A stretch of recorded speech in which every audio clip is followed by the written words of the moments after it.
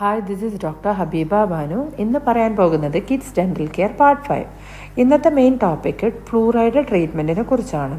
Fluoride ട്രീറ്റ്മെൻറ്റിനെ കുറിച്ച് പറയുന്നതിന് മുന്നേ എന്താണ് ഫ്ലൂറൈഡ്, എന്താണ് ഡീമിനറലൈസേഷൻ എന്ന് അറിയണം. ഫ്ലൂറൈഡ് എന്ന് വെച്ചാൽ ഒരു നാച്ചുറൽ ഒക്കറിംഗ് ആയ മിനറലാണ് വെള്ളത്തിലും ഫുഡിലും കാണപ്പെടുക. ഡെൻ്റൽ പ്രൊഡക്ട്സിൽ അത് യൂഷ്വലി ടൂത്ത് പേസ്റ്റിലും മൗത്ത് വാഷിലാണ് കാണപ്പെടുക. ഇനി ഡീമിനറലൈസേഷൻ എന്താണെന്ന് വെച്ചാൽ നമ്മൾ ഭക്ഷണം കഴിച്ചാലൊക്കെ വായിൽ പല്ലിൻ്റെ മുകളിൽ ഒരു വൈറ്റ് വെൽവെറ്റി സാധനം ഉണ്ടാകുന്നുണ്ട്. അതിനെയാണ് പ്ലാക്ക് എന്ന് പറയുക. ആ പ്ലാക്കിൽ ബാക്ടീരിയ ഉണ്ട്. അപ്പം പ്ലാക്കിലുള്ള ബാക്ടീരിയയും മൗത്തിലുള്ള ബാക്ടീരിയയും കൂടി മിക്സ് ചെയ്തിട്ട് ഒരു ആസിഡ് ഫോം ചെയ്യും. ഈ ആസിഡ് നമ്മുടെ ഇനാമലിൽ കയറി ഇങ്ങനെ തുരങ്കം ഉണ്ടാക്കാൻ തുടങ്ങും. അതിനെയാണ് ഡീമിനറലൈസേഷൻ എന്ന് പറയുന്നത്. ഇനി ഫ്ലൂറൈഡ് ട്രീറ്റ്മെൻറ്റ്, ഇത് എല്ലാ കുട്ടികൾക്കും ചെയ്യാൻ പറ്റുന്ന ഒരു ട്രീറ്റ്മെൻറ്റാണ്. അത് എന്താണെന്ന് വെച്ചാൽ നമ്മുടെ ക്യാവിറ്റീസ് ഉണ്ടായാൽ അതിൽ നിന്ന് പ്രൊട്ടക്റ്റ് ചെയ്യാനാണ് ഫ്ലൂറൈഡ് ട്രീറ്റ്മെൻറ്റ് ചെയ്യുന്നത്.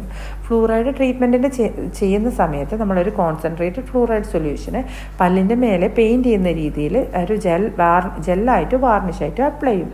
എന്തിനാണ് ഈ ട്രീറ്റ്മെൻറ്റ് ചെയ്യുന്നത് വെച്ചാൽ നമ്മുടെ ഇനാമലിന് ബാക്ടീരിയൽ അറ്റാക്കിൽ നിന്ന്, ആസിഡ് അറ്റാക്കിൽ നിന്ന് ഇല്ലാതാക്കുക, ബാക്ടീരിയൽ അറ്റാക്കിൽ നിന്ന് ഇല്ലാതാക്കുക, അതുപോലെ തന്നെ ഇനാമലിനെ ഹെൽത്തി ആക്കി റീമിനറലൈസ് ചെയ്യാനും ഉണ്ടായ കേടിനെ റിവേഴ്സ് ചെയ്യാനും ഇല്ലാതാക്കാൻ വേണ്ടിയിട്ടാണ് ചെയ്യുന്നത്.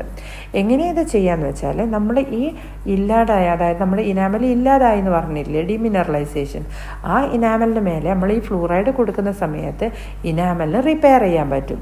അത് എന്നിട്ട് നമ്മുടെ ഫെർദർ ഉണ്ടാവുന്ന കേടിനെ പ്രോഗ്രഷൻ ഇല്ലാതാക്കും. ഇതൊരു പെയിൻഫുൾ പ്രൊസീജിയറാണോ? അല്ല, ഇതൊരിക്കലും ഒരു പെയിൻഫുൾ പ്രൊസീജിയർ അല്ല. ഇത് പെട്ടെന്ന് ചെയ്യാൻ പറ്റുന്ന പ്രൊസീജിയറാണ്. ഡെൻ്റൽ ചെക്കപ്പിന് വന്നാൽ ഇത് ചെയ്യാം, അതുപോലെ തന്നെ ക്ലീനിങ് പ്രൊസീജിയറിന് വന്നാലും ഇത് ചെയ്യാം. ഇതൊരു 30 or 40 seconds മാത്രമേ ഉള്ളൊരു പ്രൊസീജിയറാണ്. ഇനി ഇത് അഡൾട്ടിന് ചെയ്യാൻ പറ്റുമോ? ഷുവറായിട്ടും ഇത് അഡൾട്ടിന് ചെയ്യാൻ പറ്റും. അതായത് ഇപ്പം അഡൾട്ടിന് ഒരു ടൂത്ത് ഡീക്കേ ഉണ്ടെങ്കിലോ, അല്ലെങ്കിൽ ഒരു മോണരോഗം ഉണ്ടെങ്കിലോ, അല്ലെങ്കിൽ ഒരു ഡ്രൈ മൗത്ത്, അല്ല വായി ഇങ്ങനെ വറ്റിക്കിടക്കുന്ന രീതിയിലാണെങ്കിലോ ഡെൻറ്റിസ്റ്റുമാർ സജസ്റ്റ് ചെയ്യാറുണ്ട്. ഇനി എങ്ങനെയാണ് ആഫ്റ്റർ കെയർ? ഇത് ചെയ്തതിന് ശേഷം എന്താണ് ചെയ്യേണ്ടത്? ഒരു അരമണിക്കൂറേക്കോ ഒരു അരമണിക്കൂറേക്ക് നമ്മൾ ഫുഡ് കഴിക്കുകയോ വെള്ളം കുടിക്കുകയോ ചെയ്യരുത്. അതുപോലെ തന്നെ അന്ന് രാത്രി ബ്രഷ് ചെയ്യരുത്.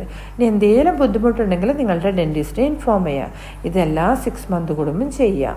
Thank you for watching. Please subscribe my YouTube channel.